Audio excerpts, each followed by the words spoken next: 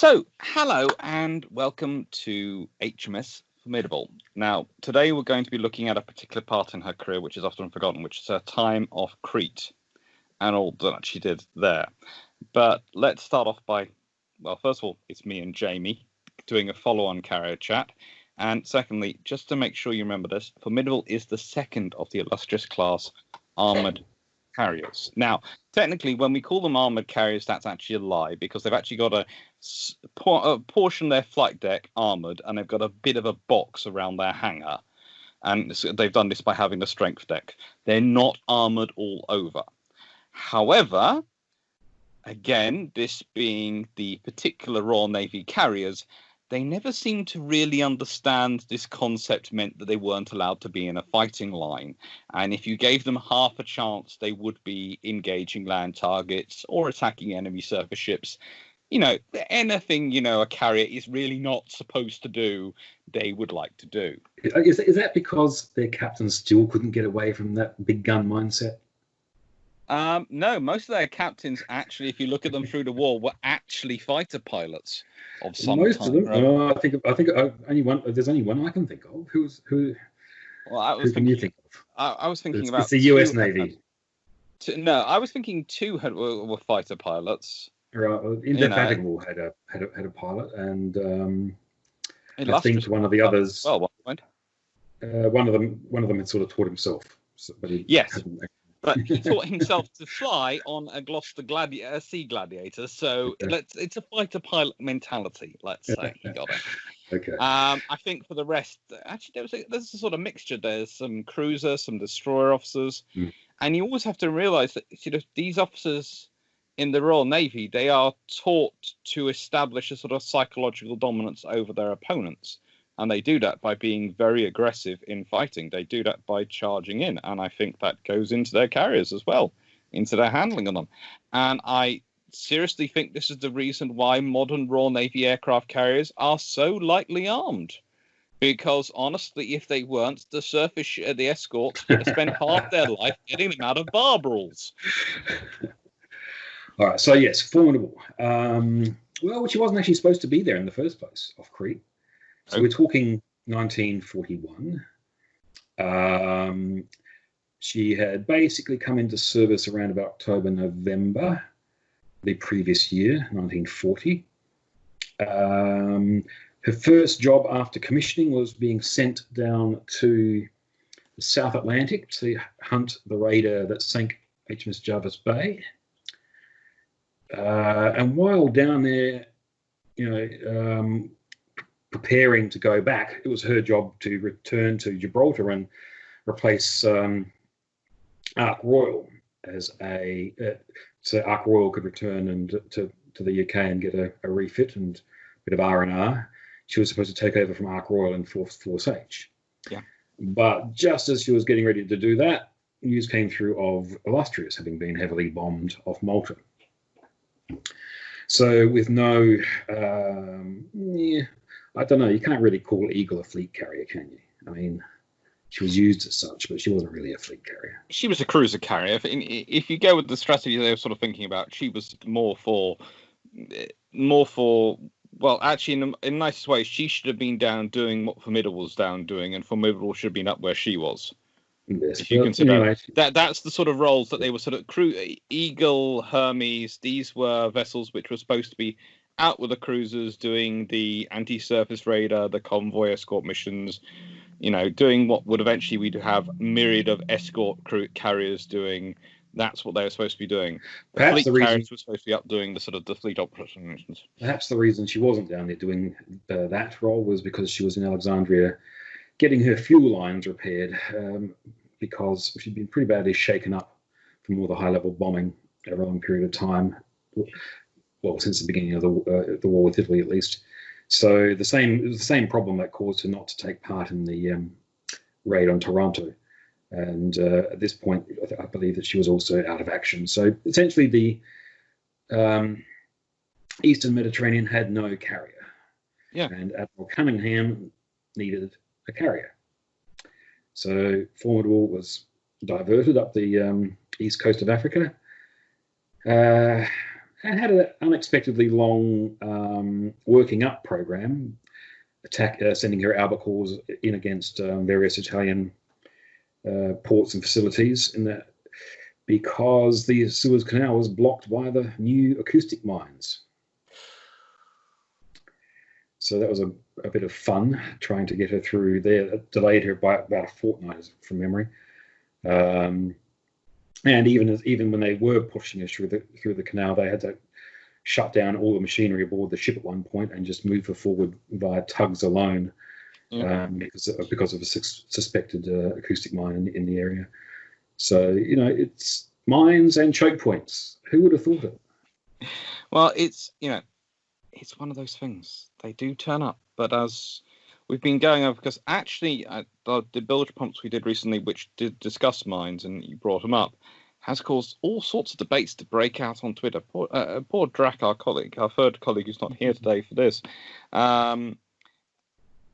is basically having great fun on Twitter, where people keep saying how easy it would be to be mines, and mines should be being used more, and he keeps going back to the same points. They're very much used in wartime, but in peacetime, they're rather expensive assets to deploy that someone's going to expect you to recover. Yes, true. Good point. No, they're definitely, and they are for definitely any viewers who have just noticed this, we are wearing the same T-shirt. There was no planning or pre-conversation about this.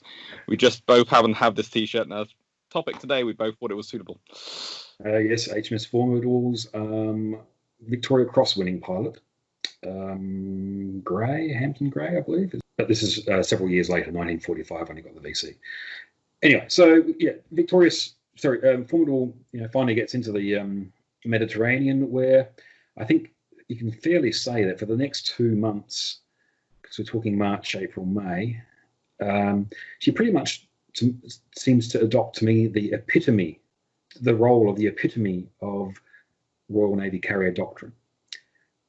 What she's doing is what she was designed to do from the outset, as is the fleet that is working with her. She is the support carrier as opposed to a strike carrier as such. Her job is to move with the battleships or the battle line, because that's what they've got the most of and most available. She's providing reconnaissance. She's providing counter reconnaissance, and carrier air patrol and anti-submarine patrol. So she's doing this through a series of convoys and missions. There's one instance, of course, where she joins the fleets off Tripoli. The albacores dropping flares over the harbour as the big gun battleships try and do as much damage as they can to the merchant ships in the bay. So she's doing that whole operating with the fleet, but not necessarily entirely sticking with the battle line all the time, because she's ducking in, ducking out, doing the taking the risk of running into the wind for 30 minutes to launch and recover aircraft, which takes her a long way from the rest of the battle fleet, which then makes her an attractive target to that flight of Ju-88s that comes past and says, "Oh, look, there's a carrier down there with just one destroyer in company." So that's when they discover that she's quite heavily armed with her. And that's also when Cunningham starts complaining he doesn't have enough trouble destroyers. And I would say she's doing exactly what the battle carriers were supposed to do. She is going out there. She's part of the battle formation. She also maintains a surface strike capability constantly, and she keeps a constant operation, because that's what the Royal Navy were designing them for. It wasn't the big punch strike. It was the constant flight operations, to keeping the constant momentum and the constant aircraft airborne, because you need the constant fighter defense, you need the constant reconnaissance, you need the constant strike capability, you need the constant anti-submarine patrol. They're not things you can surge. They're things you need to maintain. And to do that is very intensive and requires the facilities that she has. So she starts out with about 11 or 12 Fulmars, which is brought up to about 15 from some leftovers from Illustrious, and about 20 or two albacores. That's her full strength list.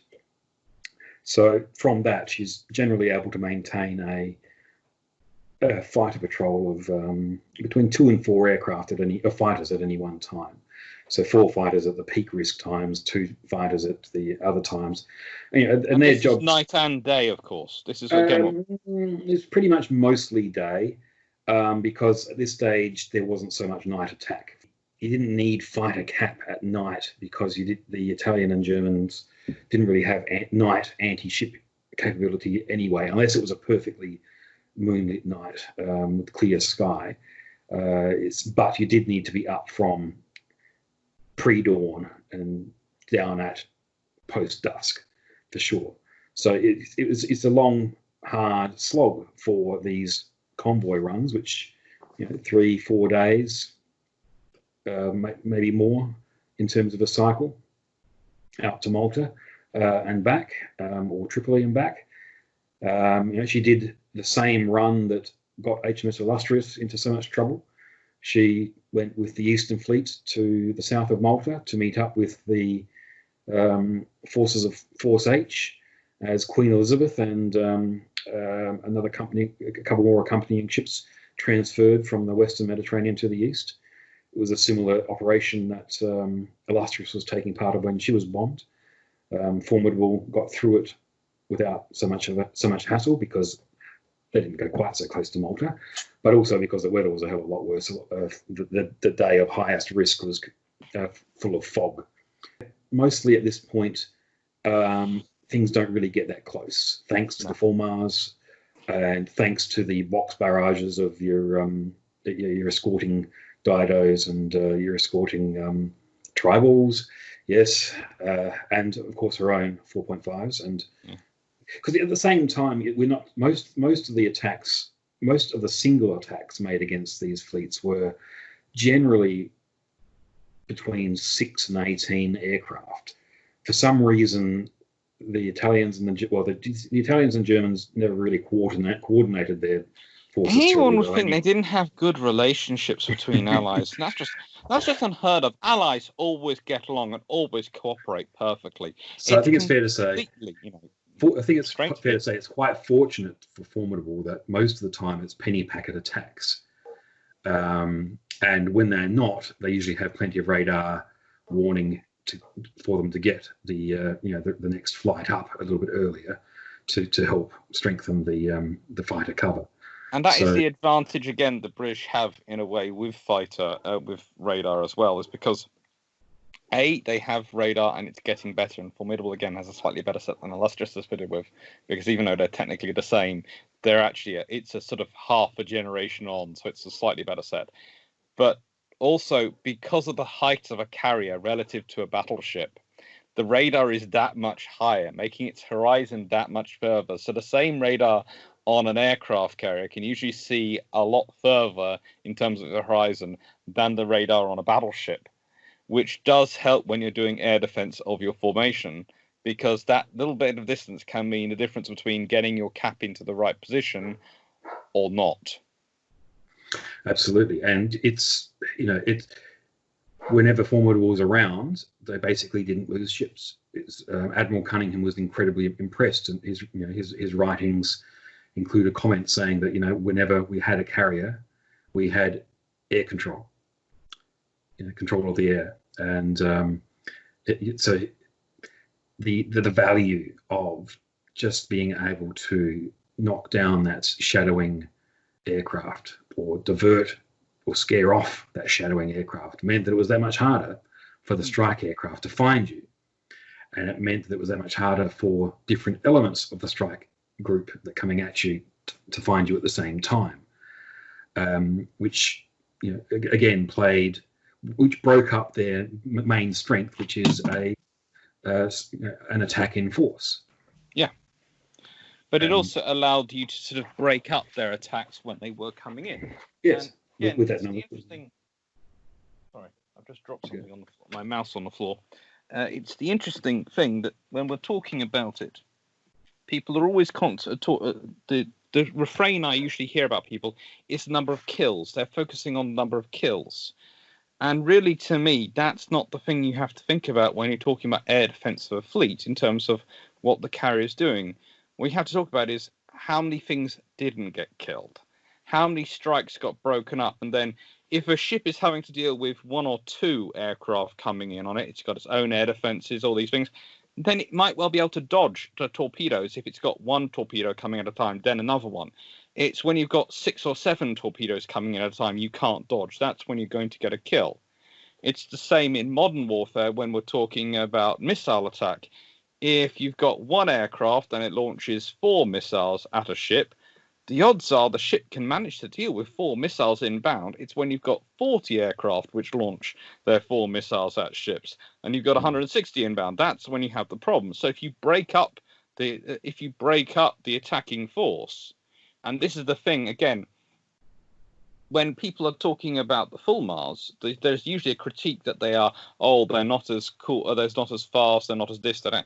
They didn't need to be. What they needed to do was break up the attacks. They needed to be able to stay airborne for quite a long time to provide the caps, so they were already airborne, and they needed to be able to communicate with their ship to get their details because they were caps, so they need to be able to constantly communicate with the ship and back to find out where they need to be, and they needed, when they arrived, they needed to hit with force to break up the attack, because that was the thing. You either dived in or pulled up or whatever. You came at an angle to the attacking force and you broke them up.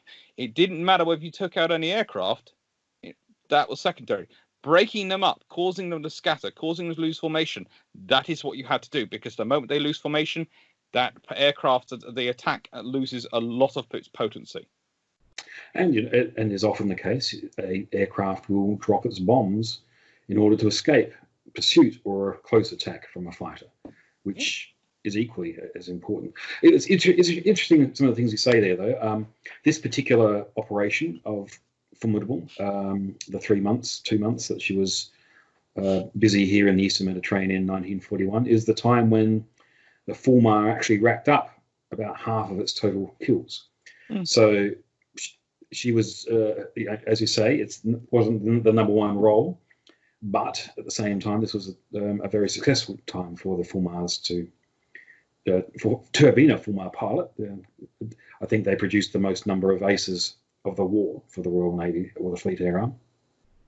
But it was also this operation, some of the documentation coming back from Cunningham and the after action reports from the captain and various chiefs of the crew, that they started to say that the Fulmar's atrocious rate of climb was just too much of a problem, because you had fighters in the air with cap, you had your 2 up, you detect that rate of 12 coming in, but unfortunately the time for the backup 2 that you had on deck to get up to a decent height for it to dive down on the bombers was generally too long for it to be truly effective. And the Fulmar's rate of climb was sluggish, to say the least. But again, it's different.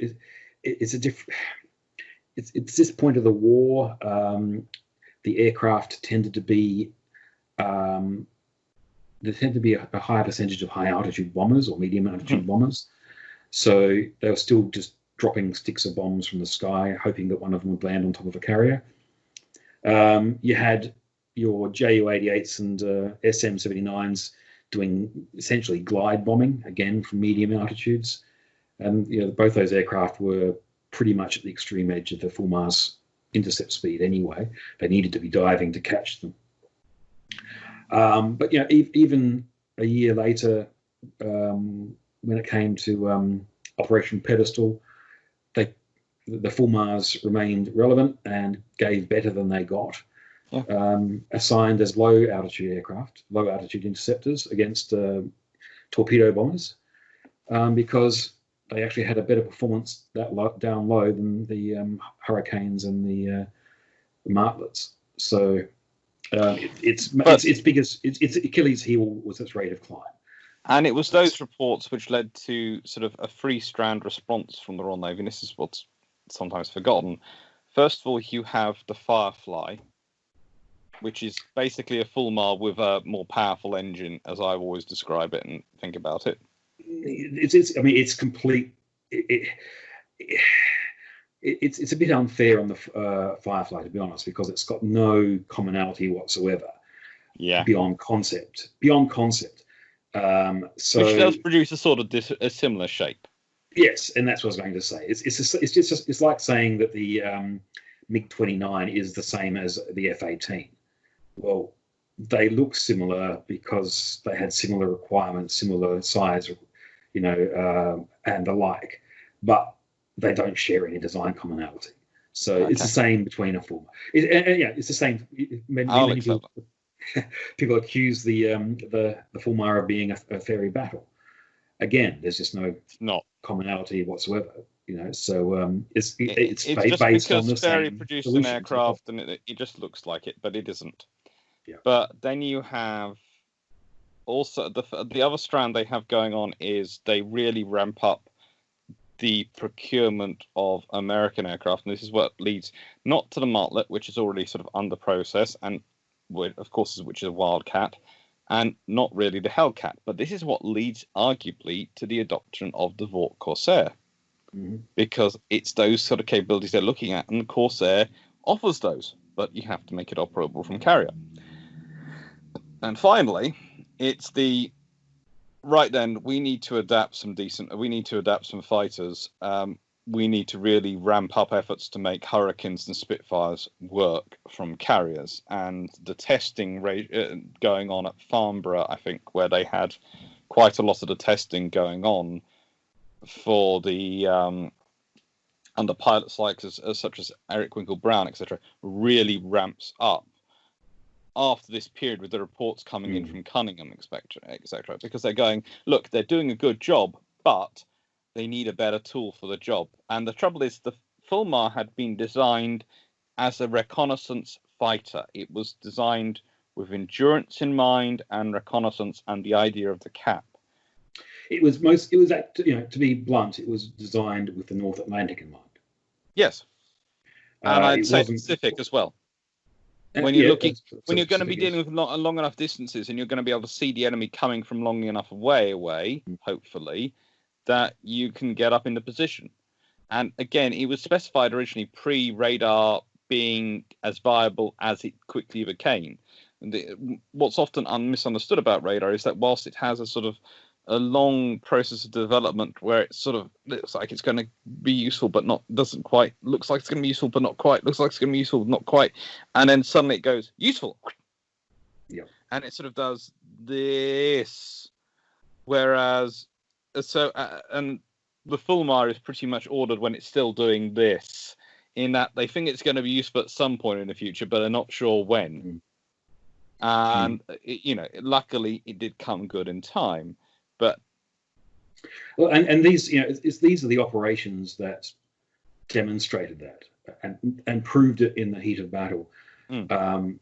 Cunningham wrote a massive report, maybe not massive, but at least a significant report in October, I think it was 41, summing up his experience with Illustrious and Formidable, and that was basically the document that the Royal Navy and the United States Navy went into the war with Japan on. He was saying, okay, well, you need a minimum of 18 aircraft in the air above a fleet in order to be able to respond to your needs at a critical time. So that was the ideal number of fighters to protect a fleet in a high-intensity engagement, he determined. And that pretty much carried through for the next 3 years. It was demonstrated over in the Pacific as being, if you really want to be able to defend your fleet or your base, you need a solid force of about 18 fighters to be able to do that. And he was writing this in the context of, I want more carriers in Alexandria, please. And the answer was no, we don't have any. But he was detailing his reasoning, and much of that sort of reasoning shifted the ratio of fighter aircraft to strike aircraft on the carriers in the following years. So at this point, the nominal figure was thought to be something like 11 fighters and 22 TSRs, based on just the hangar capacity, which is 33. So, one fighter for every 2 bombers. Now that changed pretty much during 1942 to being half and half, and ultimately by the time you're going out to the Pacific, it's 2 fighters for every 1 strike aircraft you've got. But to be fair, those fighters have also started to have to take on some of the strike role. They've got now carrying rockets and bombs, so the strike aircraft can concentrate on the really heavy strike assets. Yes, and you sort of that's really the thing. The fighter aircraft get powerful enough with their engines, etc. They can start being viable light to medium strike aircraft, which means you can afford to have that number of fighters while still maintaining the strike capability of a carrier. I think it would be very interesting to see what would have happened in terms of carrier size if that hadn't been as viable. I think you might have seen the light fleet carriers especially be built a fair bit bigger if they'd have to carry more fighters but still maintain their strike group. Yeah, look, even with the Fulmar, its specification was for it to carry a 500-pound bomb, but of course it just didn't have the power to do so. I think it might have occasionally carried a few little underwing bombs, bomblets, but in terms of the Fulmar 2, but it wasn't until the Firefly came with its Griffin engine that the British strike fighter had the strike ability, and of course they preferred by that time the rocket to the bomb anyway, which the Firefly did quite a nice job with over Sakashima in Japan. One of the interesting what ifs for me of the Taranto operation is not there's always this idea that HMS Eagle being along would have added things to it. Yes, she would have. But the biggest thing she'd have added to it is if she'd been there and they'd been able to carry more fighter aircraft aboard Illustrious, there was a plan for a flight of about 6 of those to go in with rockets as part of the first wave. Rockets? Did they actually have the technology? They did have some rockets at the time. They weren't great. I have to admit, they were the first generation. They were practically terrible. Let's be honest. They probably was much damage to the aircraft as well. But the idea was, and I remember reading this little dusty tome in a little book in King's College library, and I did go and check some of the archive documents about the plans for potential operations when they'd first been considering it for Taranto, but it quickly gets forgotten, especially immediately forgotten in all the write-ups, because of course Eagle wasn't there, so there's no point looking at what might have been. But the idea was the rockets would be a terror weapon sort of thing. They would achieve. They were talking about the psychological impact of rockets whooshing in while the torpedoes were being fired to basically distract the people, distract the Italians from the torpedo bombers. So they weren't really thinking of them in terms of this. They weren't really thinking of them as a strike aircraft. They're thinking more of them as a strike distraction. Right. Okay. It's kind of the magic trick. Look at this big glitzy thing going on here, whooshing around. Don't know. In the end, there were 2 or 3. In the end, there were 2 or 3 of Eagle's fighters aboard Illustrious at that time, and she shunted over a couple of the Gladiators. Some interesting photos there of these Gladiators on the deck park. Anyway, so that's the scenario for Formidable. She's had a very busy. Really quite a good partnership with the Fulmars, the Gladiators. They were actually, it's often unappreciated how good the Gladiators were at the beginning of the war. They were a very good. They were a very good fighter at that time. They were up against Italian CR-42s, which were biplanes. Yeah. So that's. Yeah, it's a matter of context, the time versus what were they up against at that time. CR-42s weren't the only Italian fighter aircraft, but they were, for some reason, ones that were being used quite a lot at sea. In these, I don't know whether they had a better endurance or what. They had quite a good endurance and they had quite good reliability. I imagine that would be important. If you're operating over water, is quite a important thing for the pilot. But reliability is where things start to go wrong for Formidable, because she's just not getting spare parts. Those fighters, which are constantly providing air patrols over the fleet, are just getting worn. The engines are getting worn out. The aircraft are getting worn down from their hard landings, or the stresses of naval operations. And Well, the supplies aren't getting through from the UK for two reasons. A, it's a long way around Cape Horn, Cape of Good Hope. And, well, the Fleet Air Arm store at Coventry had been bombed during the Battle of Britain, which took out a whole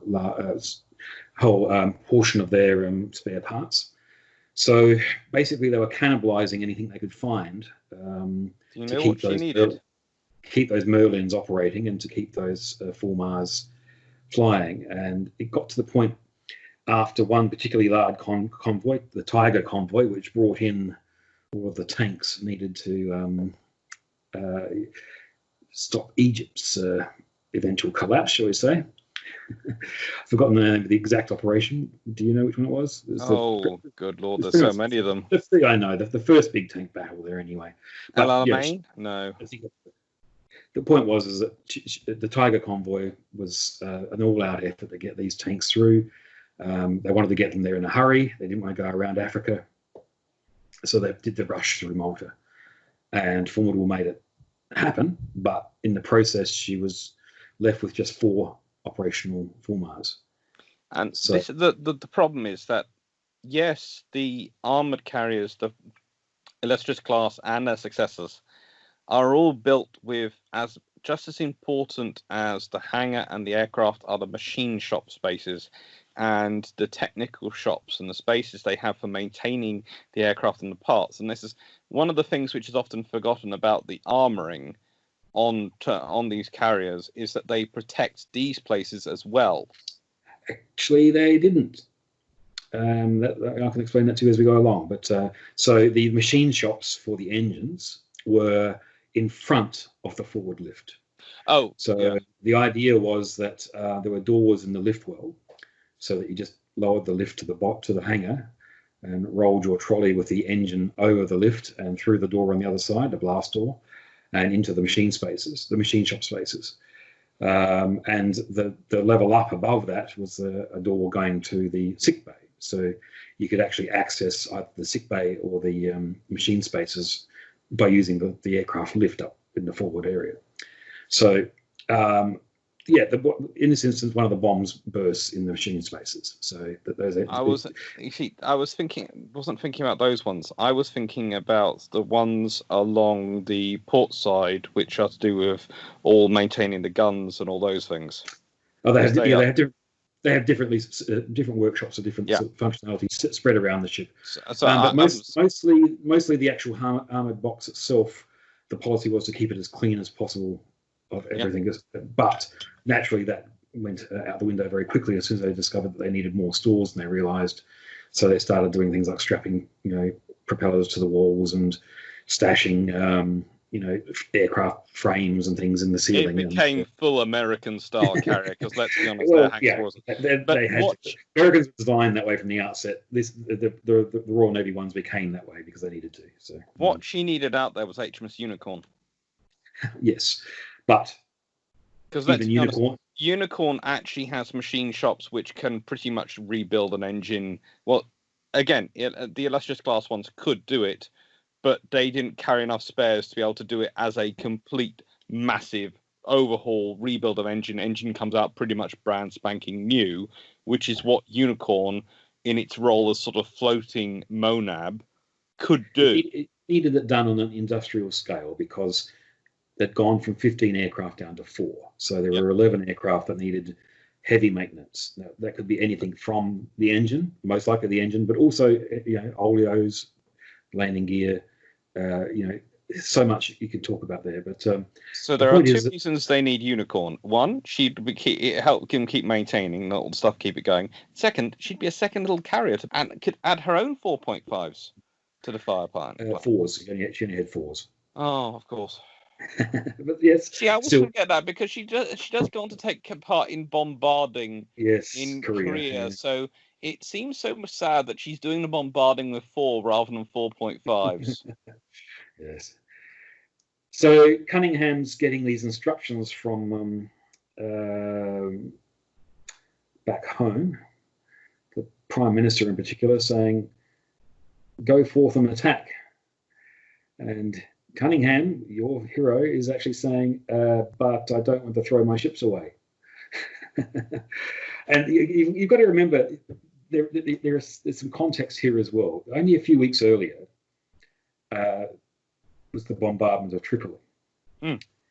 That was Cunningham's compromise, because Churchill wanted him to beach Bahram and one or two cruisers in the entrance to Tripoli and keep them there as floating fortresses to barricade the entrance.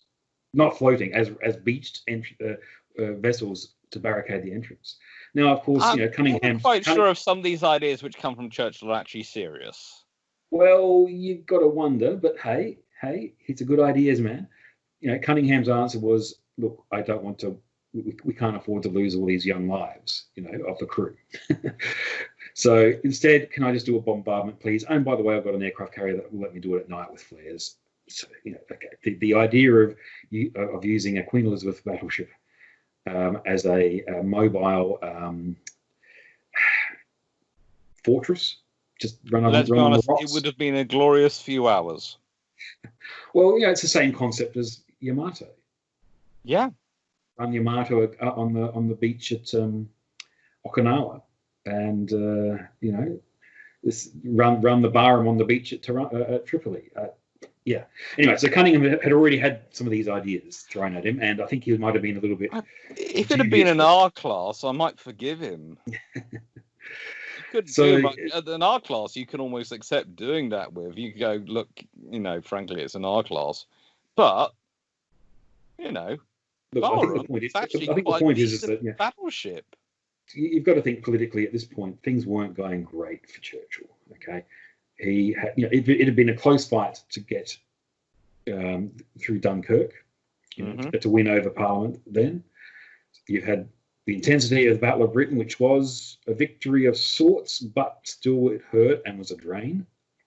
Kind of an Armada-style victory. It was a victory, but not really a satisfying one. Yeah, no, it wasn't like everyone just walked out on the streets cheering at the end of it. So, it turns from the Battle of Britain into the sort of the Blitz very quickly.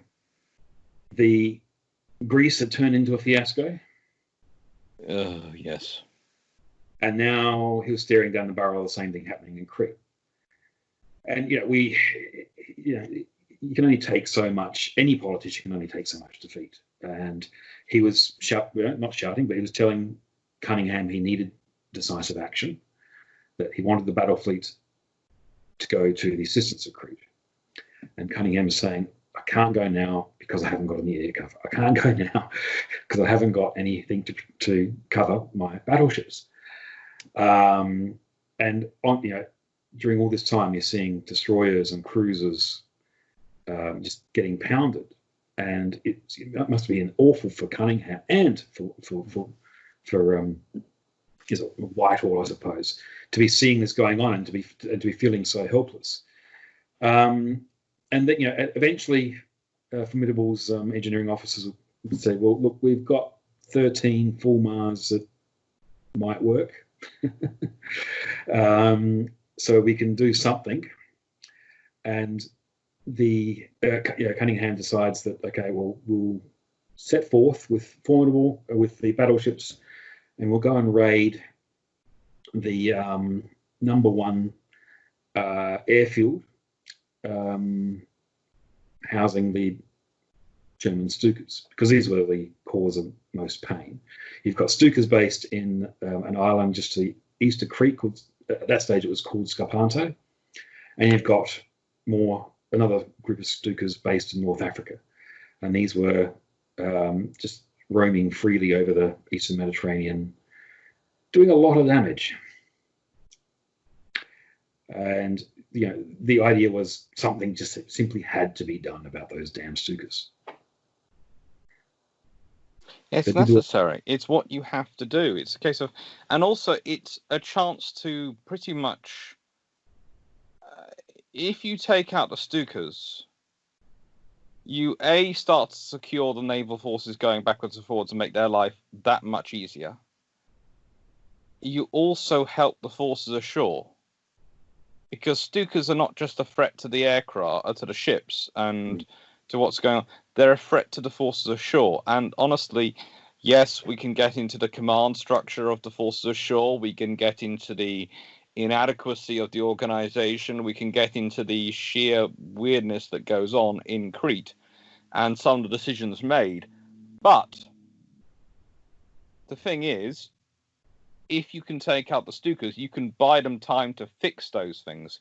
You can take away a lot of support from the German and Italian land forces by this point, and you can start to really, help your forces in terms of their operation. You might actually even make it viable to keep Crete or to retain it and turn it into a victory.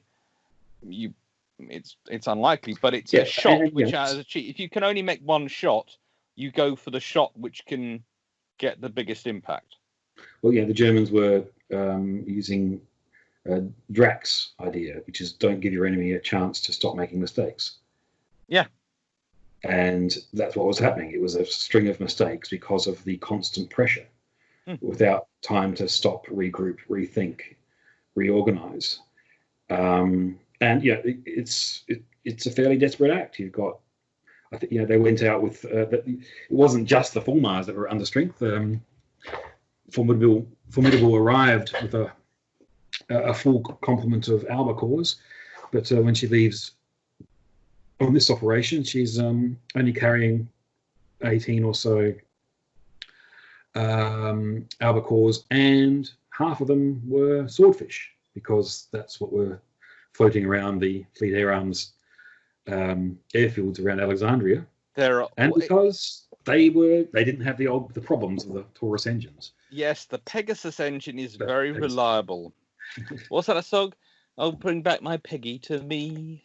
Yes. I think that's the song about it, the Pegasus engine. Yeah, it is one of the interesting things of the whole of World War II, in that, if in doubt, if you hear a carrier is having trouble with its air group and is short of aircraft, and this, I've heard rumours this happens with the British Pacific Fleet, but you know this far better than me.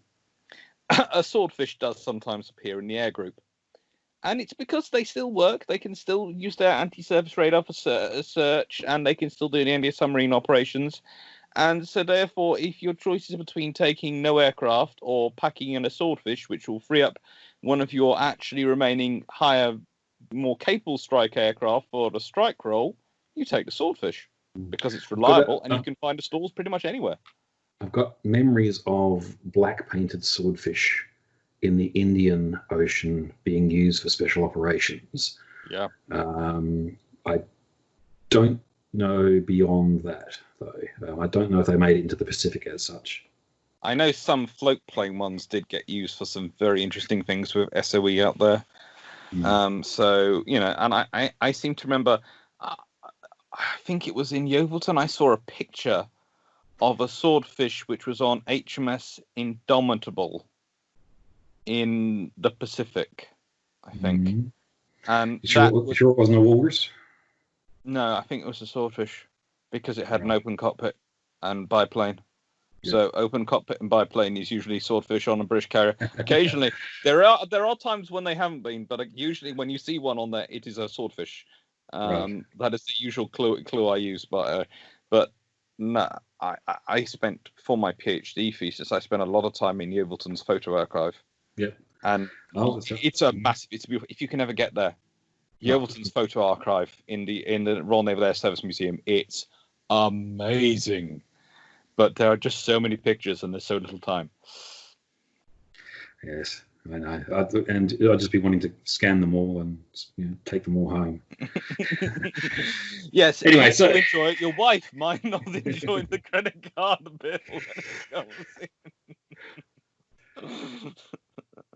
Anyway, so the idea was to send out the Formidable fleet, and at the same time as one of the support convoys was heading off to Crete, to act as a diversion plus distant cover.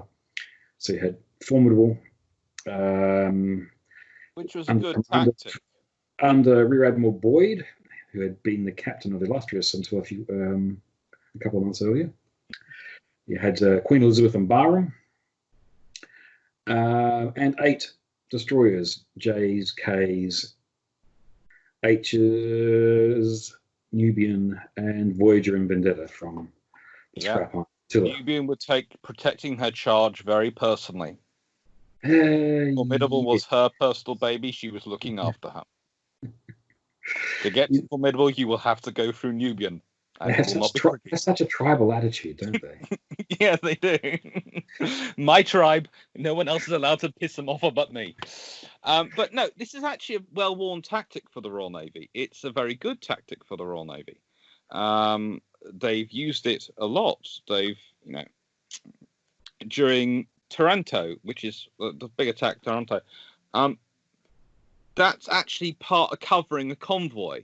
This is the thing. Everyone treats it as that was the attack going on. Actually, that attack was, if it did a success, great. If it didn't, no one really cared. What the point was, it was keeping the Italian fleet while there was a convoy going through. At the same time, HMS Ark Royal, the strike carrier that Italians and Germans were obsessed with, was launching attack on Genoa area. It's just, it's how the Royal Navy works. You're always thinking, to an extent, of magician tricks.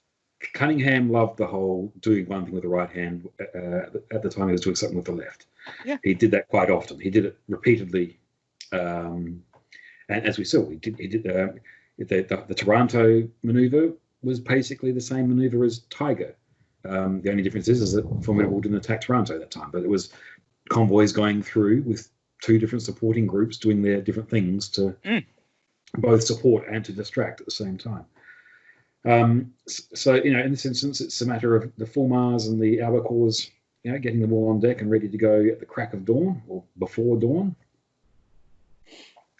And immediately you've got problems. There were 6 Fulmars assigned to escort 6 Albacores in this first strike against Scarpanto. And pretty much straight away, 4 of the 6 Fulmars were just taken out of the picture.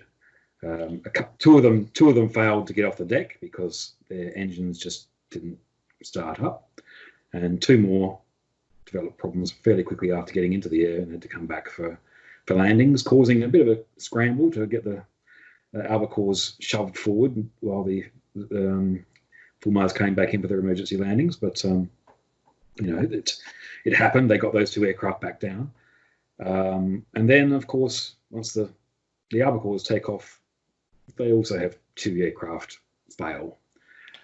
So ultimately, the strike against Scarpanto was nothing more than 2 Fulmars and 4 Albacores, backed up by a few Wellingtons. The problem, I think, with this, when I'm looking into it, is I think they were attacking at the wrong time. I guess they were trying to get... You got to think they were trying to get the Stukas on the ground. Yes. So the Stukas would have been on the ground at dawn, getting ready to go. So by sending in the aircraft at that point, you've left Alexandria the night before. Yeah. So you've travelled your 12 hours without being seen, and voila. Out of nowhere comes an air raid on your airfield, as your aircraft are in nice, neat lines. I agree That's with the that. idea. I agree with that as the idea. I just think they should have been aiming for about half an hour to an hour earlier. Yes, I suppose. Again, it always comes back to how many experienced people do you have? Because the thinking I do that is because, as you said, they did have swordfish on them. And if they had been launching the strike earlier, they could have taken in used the swordfish as well. Because the thing they worried about the swordfish was using them during the daytime. If they got caught, they presumed they get taken. Experience of Norway suggests that swordfish can occasionally surprise high performance fighters, but it's very rare that they're going to manage to perform the same trick twice, and therefore you can't bank on them being able to shoot a fighter out of the sky because the fighter comes zooming past too fast so it doesn't get a hit and then it gets taken out by the tail gunner. You can't guarantee that, but if you Lamb had the alternative of turning his swordfish into a helicopter so that the fighters would zip past and then end up in the water. But Yes, they did. They did. The swordfish did all sorts of fun things to take their targets out, and there is one particular interesting story which I'm still trying to.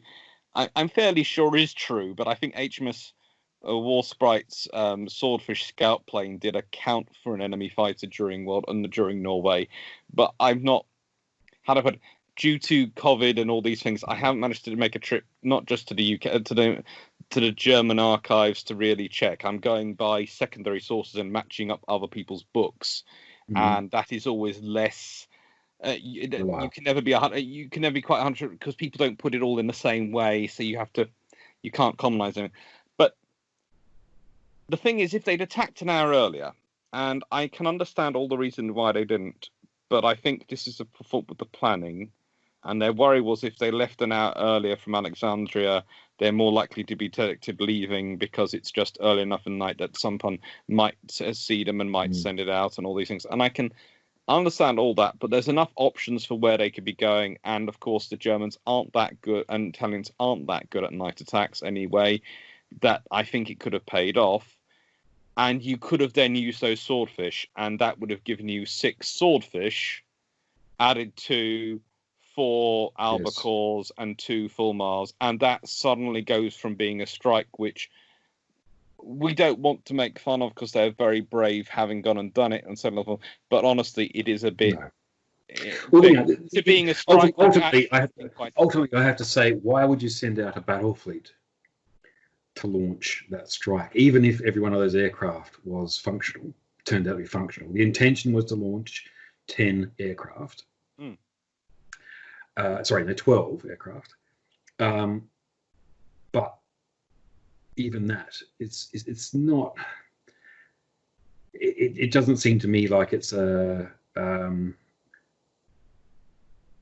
got any real chance of having any impact.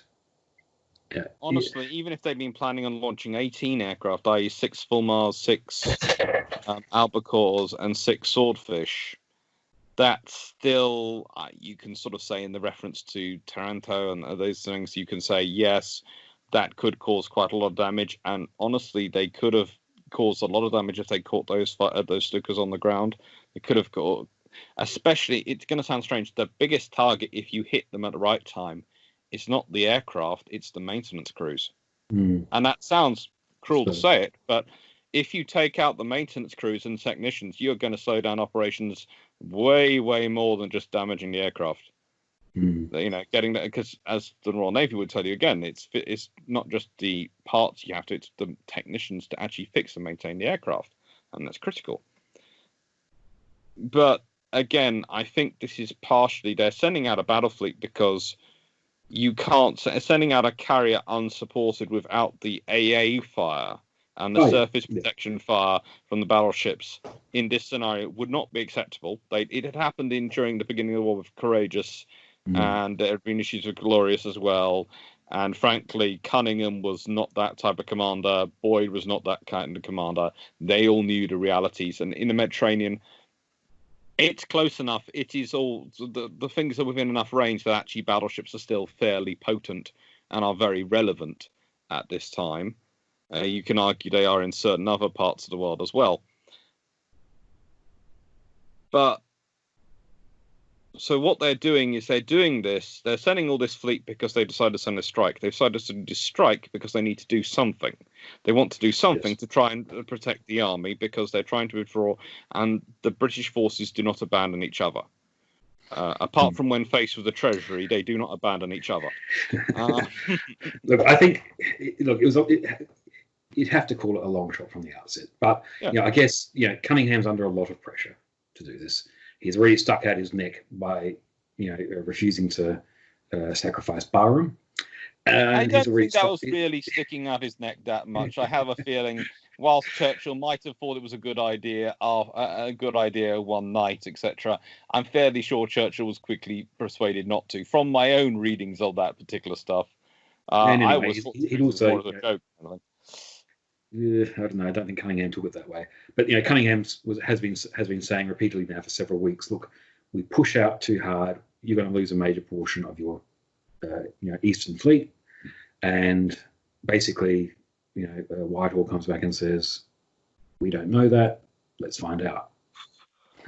And now they're doing the finding out, I suppose.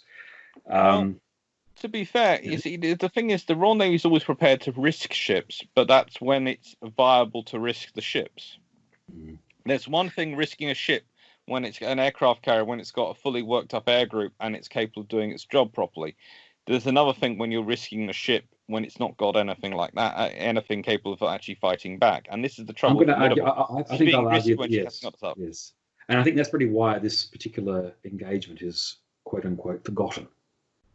You look at all of the action. You look at the reports for Crete, the books on Crete, the evacuation of Crete. It's an amazing story. It's a horrible story. It's a fascinating story. And you look at even maps of ships damaged and sunk, and you'll see on some maps the destroyer Nubian damaged at this location on this date, the 26th of May. But Nubian did lose her stern. She did sacrifice her stern in defense of Formidable. She sacrificed her stern as only a tribal will. Okay. Well, Formidable was taken out of action for 6 months, and her little cross, it doesn't appear alongside of Nubian. Now, no. Somewhere along the line, that's because it just wasn't as heroic as Nubian sacrifice. Someone felt embarrassed. Someone felt embarrassed by this, I think. So yes, yeah. There's lots of people sort of embarrassed by this, but also it's one of those things. It's like when you're reading books about D-Day. The books will often talk about the shore bombardment of the battleships. They'll talk about the paratroopers. They'll talk about the bravery of the troopers going ashore. It's very rare you find a book which mentions the landing craft teams. And they're going into the fire and then turning around, going out, picking up something and going back in, and the bravery it took to be them. They're almost sort of forgotten. Because they're ancillary to what the big glorious parts of the fighting going on. And the trouble is with Crete, the big glorious part of the fighting for both sides, either the glorious not quite being defeated but managing to get away is the land army on Crete, and the glorious victory is the land army on Crete. And the ships evacuating those things are the heroic navy evacuating them. But the covering operations, well, where does that fit? But you and I how often in World War II? But how often in World War II do you get to boast that you've bombed a carrier? Well, that's the thing, Pretty big. The trouble is for the Germans, they claim to bomb Ark Royal so often, bombing every other aircraft carrier doesn't really count. It's kind of like, we hit an aircraft carrier. Was it Ark Royal? No. No, doesn't matter. Was it Ark Royal? It just doesn't count. And that's the trouble. The Ark Royal is what counts to take out in the German and Italian minds, and everything else is just not Ark Royal. Now, look, I guess this brings me back to the whole reason why I got fascinated by the Royal Navy's armored flight deck carriers in the first place, is reading about the war in the Pacific, and every carrier action is significant. It's portrayed as being the pinnacle. Each action is supposed to be the key fights of the Pacific War. So Coral Sea, the whole lot. And then you suddenly hear of Illustrious got bombed and was set on fire for 13 hours. What? Never heard of that. But you've heard about Franklin, and Formidable got bombed. The side blown out in a desperate bid to assist Crete. Never heard about that. And what's fun is both Formidable and Illustrious end up in the same shipyard, being repaired back in America. And if I remember correctly, they bash into each other when they come out for after the thing. They have a nice little tete-a-tete. Well, they decide they are HMS Eskimo. They are both going to have a little conversation. Yes, they're heading back to Britain after being all nicely stitched up and repainted. Naturally, they meet some nice North Atlantic weather, and Illustrious goes smack into Formidable's stern. I notice you're blaming the elder sister, not the younger one. Well, the thing is that Formidable didn't come over all that bad, although Illustrious's bow looked terribly horrible. But apparently there was a whole stockpile of oranges in the forward spaces in the round down of the flight deck on Illustrious. Yeah. So when she smashed into Formidable, these oranges all spilled into Formidable's quarterdeck. So Formidable got some fresh fruit out of the deal. Yeah. Whereas Illustrious had to get her forward round down rebuilt, although that wasn't that bad because it was, that area wasn't very structural, but it was, still a few more weeks out of action. Yeah, but on the plus side, one ship gets oranges, the other one gets orange juice. Yes. So anyway, getting back to poor old Formidable here and her forgotten role in the oranges are yet to come. Yes.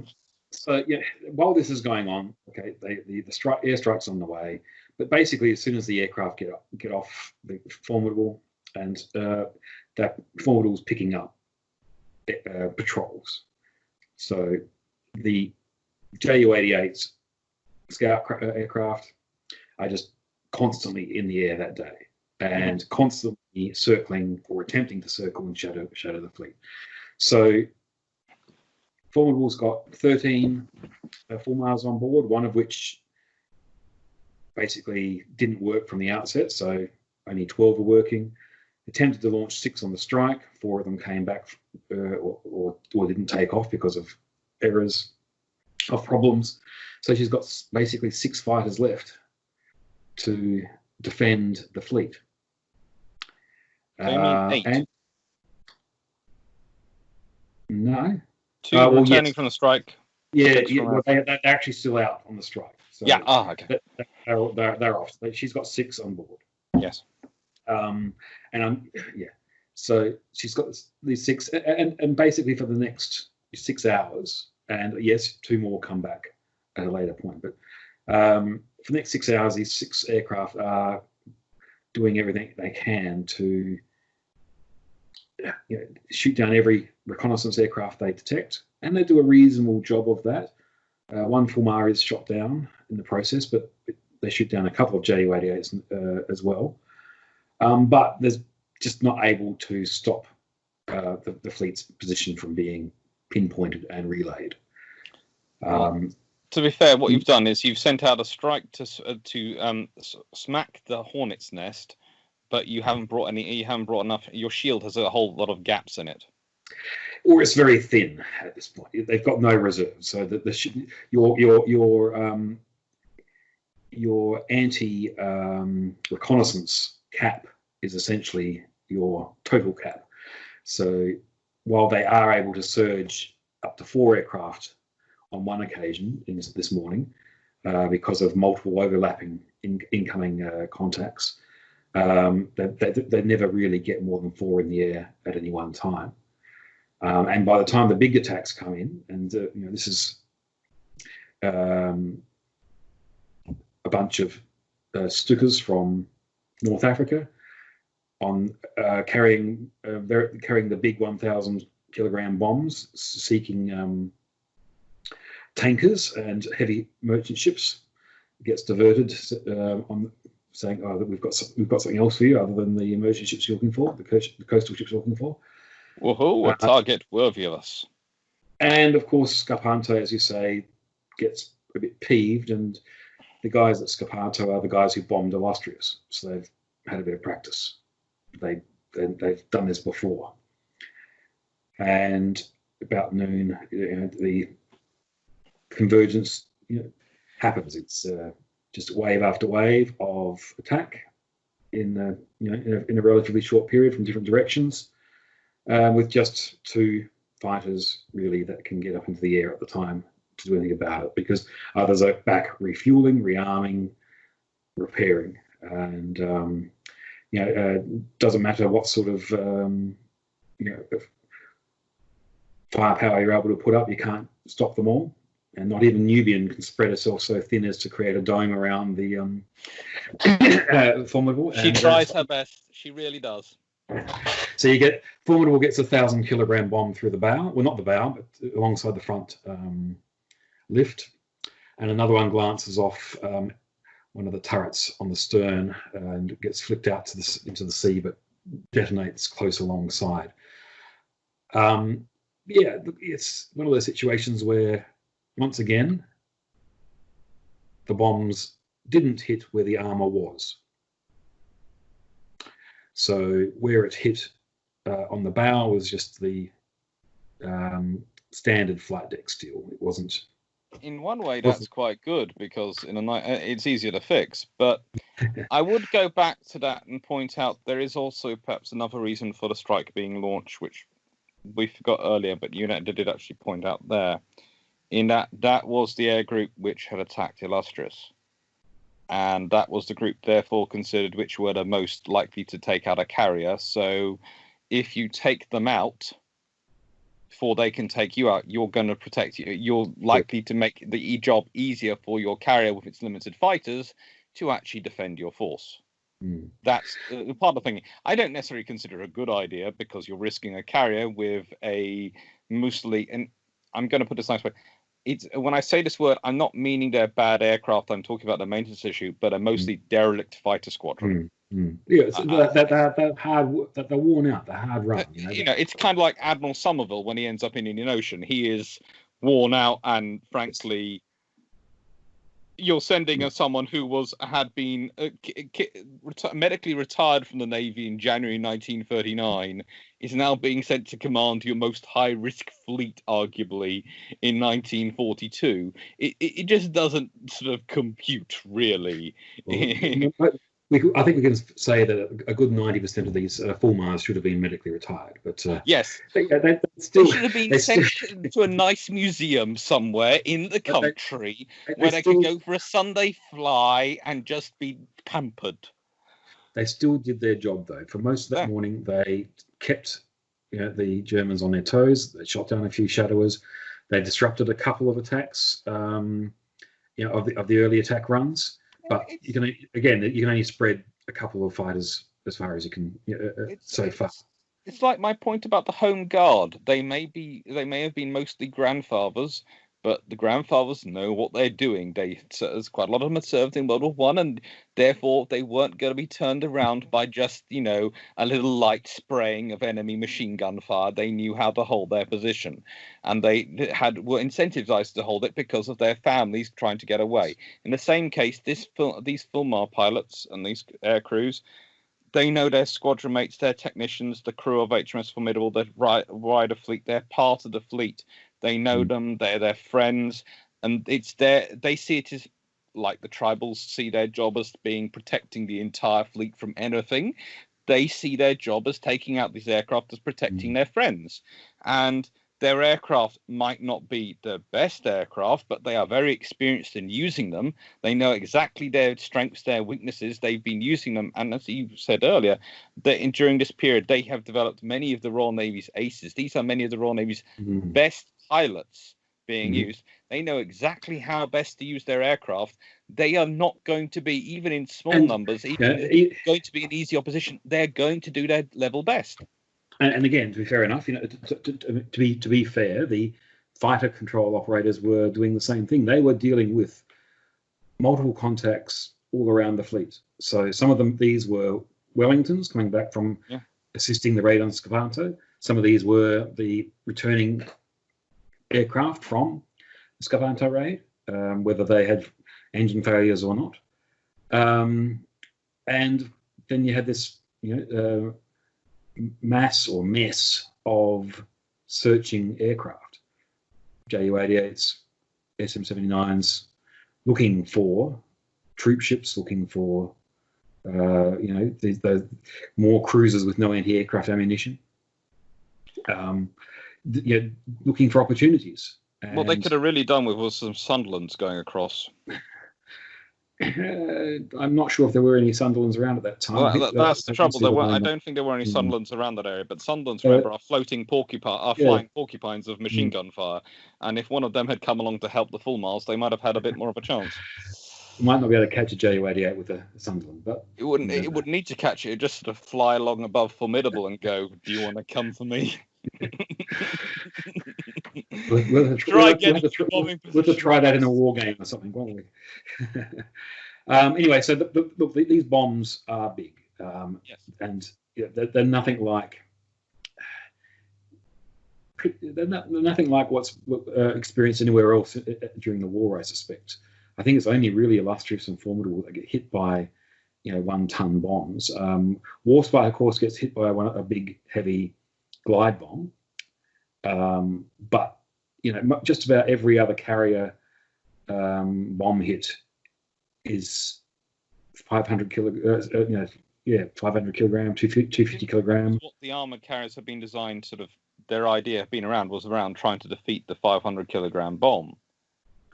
It was to defeat the 500 pound bomb, 250 kilogram, but resist the 500 kilogram / 1,000 pound bomb. Basically, it just meant that the bomb had to be dropped from a slightly lower height than optimal. So a 500 pound bomb dropped at optimal height, it should have been able to resist. A 1,000 pound bomb dropped at optimal height, it wouldn't have been able to resist. But since more often than not, pilots tend to drop their bombs lower than they should anyway in order to guarantee where the hit, it doesn't quite get the same terminal velocity and is therefore not likely to breach the armor. And that's probably one of the reasons why the Germans decided to use these bigger, heavier bombs against the armored carriers, because A, you've got to be low enough to hit them, and B, when you hit them, you want to do damage. So, there's a lot of mass. Which always strikes me as strange, considering their obsession with Ark Royal, that they weren't actually more thinking about designing their bomb thing for taking out Ark Royal, because this is definitely what you need for an armored carrier. But of course, Ark Royal's not an armored carrier, so they are, they're telling everyone that their primary target is Ark Royal, that they are going to sink her, and they keep claiming they do sink her. When they eventually sink her, I think they sort of have a bit of a shock because they've actually managed it. And let's be honest, her sinking is more about bad damage control than it is actual, viability of what the German attack was. But Ark Royal's biggest weakness was the coolness of her name. Let's face it. Yes. That's the only reason why everyone wanted to sink her, because she had a name, Ark Royal. Wow. It's like Prince of Wales. Everyone wants to sink it. And it's one of the interesting things. I've been seeing some Chinese adverts coming out recently about, the British sending a carrier there, and they're all talking about sinking the Prince of Wales. They're going, A, it's the Queen Elizabeth coming, and B, she's your big sister. But leaving that to one side, the 1-ton bomb is a very formidable opponent to try and defeat. It is something which, honestly, designing a ship to take would be quite difficult and would be very, very heavy. And you have to think, when you're talking about it, the sheer amount of explosive that is. That's not the weight of the warhead, that's the weight of the bomb.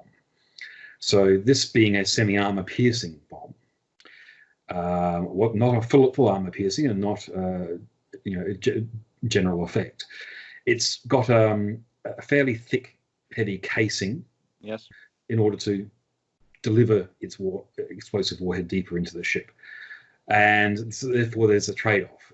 The thick casing means there's less explosive inside than, say, potentially some 500 kilogram bombs, because of that necessity to shape the bomb and to strengthen the penetrative capability of that bomb. One of the things I've actually been finding a bit difficult is the variety of these bombs, because they were, I believe, semi-armor piercing versions, but most of them were general effect versions, so they were 1-ton light case bombs.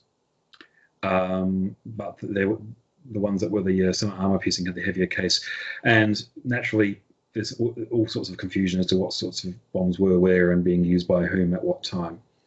And again, why are we talking about this particular bomb? How do we know? Well, basically, it comes down to the size of the hole in the flight deck. Yeah. The bomb punched a hole, nice, neat, clean, through the flight deck, penetrated several levels below before it exploded.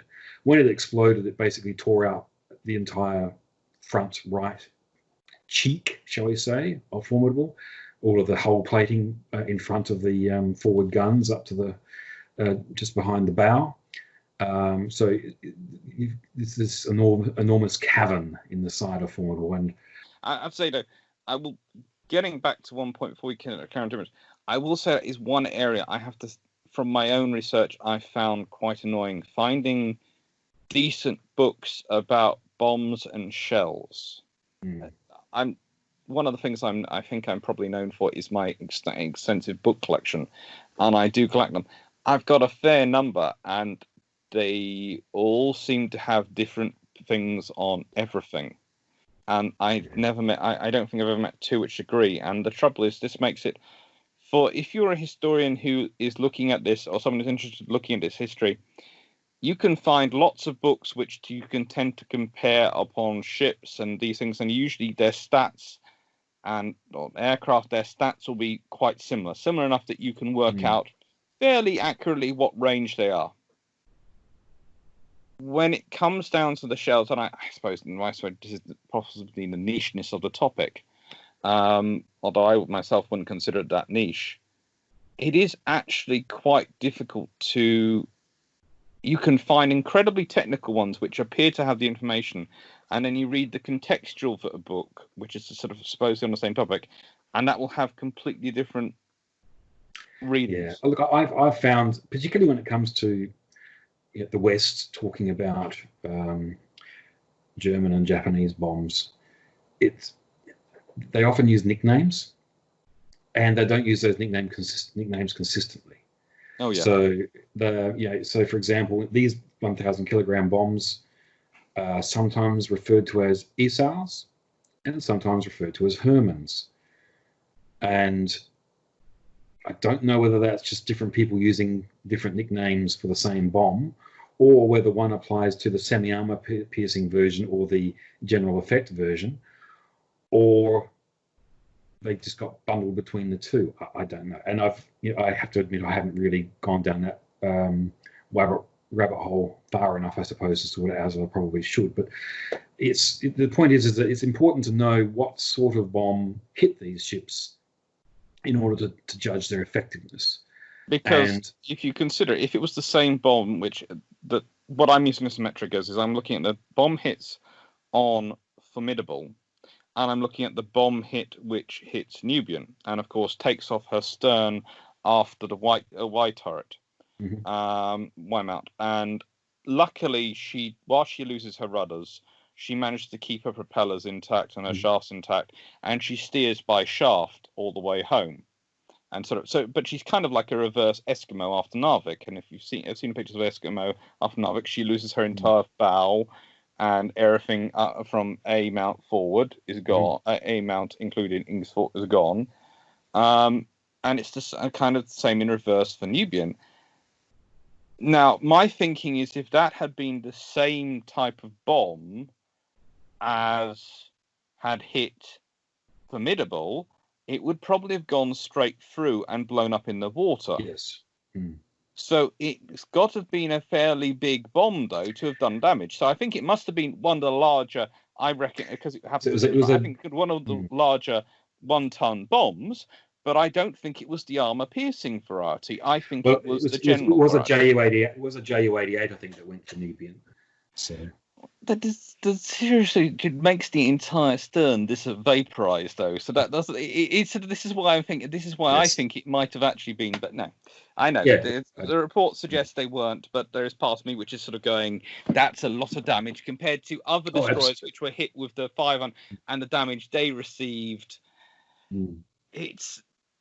And also the thing is, you know how tough the tribal design is. You know how tough it is compared to other destroyers at this time, because it was built slightly tougher, slightly harder because of their role.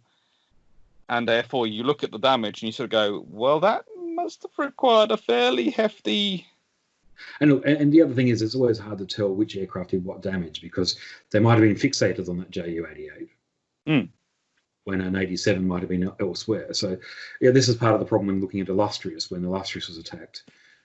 she was attacked by several different levels of aircraft at the same time. So it's hard to pinpoint perfectly which caused what hit. But we know what caused what hit in this instance, and also there's the forensic evidence. Because it went through the flight deck clean and burst much lower than the flight deck, there was nice and neatly preserved this hole, which you could measure the dimensions of, and that's what you compare against the size of the known bombs. So the hole was simply too big for it to have been a 500-pound bomb. It was simply too big for it to be a 1,000-pound bomb. It had to be it matched a 2,200 pound. And of course, the forensics that took place in the American dockyards afterwards found parts of the bomb. So that they then measure the thickness of the bomb, the casing's walls and the likes, and look for things like markings of color, because the Germans put color coding on their different bomb types, painted rings around components of different colors to help identify them. And they were able to do that sort of forensic work in the afterwards. But the damage to Formidable forward was quite spectacular. There was some flooding, there was some fire, particularly in the engine maintenance shops, because there was grease and the like there, waste oil that caused the main fire. But of course, being outside, the hangar itself was not damaged in any way, shape or form. The splinters from the blast, which penetrated quite deep into the ship and actually blew out the opposite side of the ship as well to some degree, did no damage to the hangar. And the forward lift, while the lift well was fairly heavily distorted, could still function, but they just had to put a ramp up 9 inches because the lift wouldn't travel the final 9 inches to the deck. And Formidable was operating aircraft again within, I think, 30 minutes, an hour of this bomb hit the bow. Because the flight deck was not distorted, there was no major fire, and they were able to get the aircraft onto the deck. So shortly after the bomb hits, they put up a cap of 2 aircraft. And after those 2 aircraft are done, the 3rd aircraft goes up, and that stays up until the final cap is admittedly only 1 aircraft, but it comes back down at dusk. So Formidable, even though it's taken 2 one-ton bomb hits, is able to operate her aircraft. And despite the massive damage just in front of the lift and around the lift is still able to operate, which is as designed. These lifts were quite controversial from some of the papers that I've read, saying that they were very expensive for what they did, very complicated for what they did. But the argument was, well, we want them to be able to operate under a measure of damage. We don't want just a few buckled springs or to take them out of action. And the whole point the Royal Navy was building was to fight anywhere in the world, and they had to consider 2 scenarios which were always quite prevalent. There is the Far East scenario where they're fighting against the Japanese, and in that scenario, if they take damage, they've got to keep operating because there aren't the facilities close by out in the Far East. The major facilities for the UK, for the Royal Navy, are back in the UK. Yes, there are some facilities in Singapore, there are some in Ceylon, there are some in Mumbai, there are some in Australia, but those aren't as bigger and as capable facilities as the ones back in the UK. So if you have to do massive repairs, the odds are the ship's going to have to go back all the way to the UK and come back. You don't want to have to do that. So if you can have something take some damage and be repaired in the field fairly easily, that's a good scenario. The other scenario, of course, the Royal Navy was to consider is fighting in the Mediterranean, where you are, no matter what you do, you're going to be in range of air bases. I think I once sent you a picture of a map they had from the 1930s where they'd drawn around all the air bases, all the ranges of torpedo bombers and etc. operated by the various powers. And there's very little parts of the Mediterranean which are free. So you know you could take some heavy damage there, and in the nicest way, you want to be able to keep operating because otherwise more will just be called up. There's no way of getting away from them. So this is why the British, this is why they justify them. But It is a fight for Henderson. It is a fight for the 3rd Sea Lords Department at this time. And I honestly believe that this battle vindicates that thinking to a very large degree. So, despite the fact that a large portion of her whole shell is blown out, Formidable is still able to make 20 knots because she's able to operate aircraft. She needs that speed in order to operate aircraft, to land and to launch aircraft. And while her damage control teams are, standing there looking out of this magnificent new forward-facing vista, ocean views from their, that high above, a couple of inches above the waterline, they're still there. The A turrets, 4.5-inch guns, still firing, even though the bomb went off underneath and in front of them. Although, admittedly, later on, they're told to stop firing because there's concerns about the structural weakness and only fire in emergency. But they were still these major portion of the Formidable's heavy anti-aircraft was still able to handle that scenario. Those weapons were still able to be supplied with ammunition, with the machinery, and this is despite fires and despite flooding. I haven't mentioned it yet, but there's a second hit, which was admittedly a glancing blow. It was on the stern. It put out one of the X turrets because it deformed the casing. It basically hit the side of the turret and glanced enough that it was deflected out into the water again and exploded alongside the ship, alongside the rudders and the shafts. It was a big explosion right next to the hull. It pushed in a lot of the hull plating. It deformed one of the shafts. It shook up and delaminated the rudders to some degree as well. Caused some electrical issues, jumps which were repaired, but it still did that in the blast. Mm-hmm. But again, the actual ship was able to shrug that off and continue on with one shaft not necessarily providing a nice smooth ride, but it was able to do so, still do its job. But in all of this, the casualties aboard Formidable, 9 dead and 8 injured. From when you look at the pictures of the damage to the ship, and you think, is that how could those figures be that low? Because the whole forward section is basically gutted. It's just as you said before about the stern of Nubian being vaporized. Well, it's like something had reached in its hand into the bow of Formidable and just pulled it out. It's like Godzilla had attacked, just going. Exactly, it looks like that, and it's because they were all in their action stations where they were provided with the protection necessary to their role. And the ships do have, even as apart from the armoring, they have excellent subdivision. They do have a lot of, bulkheads. They are divided up ships. They are, large, big spaces are rare in these ships. Mm.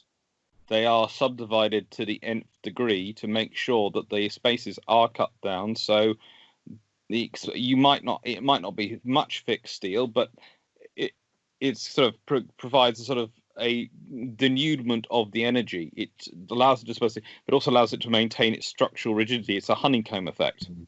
The individual little sort of comb, a little hole, is not much of a protection in that sort of space, but it's the whole group. Yeah.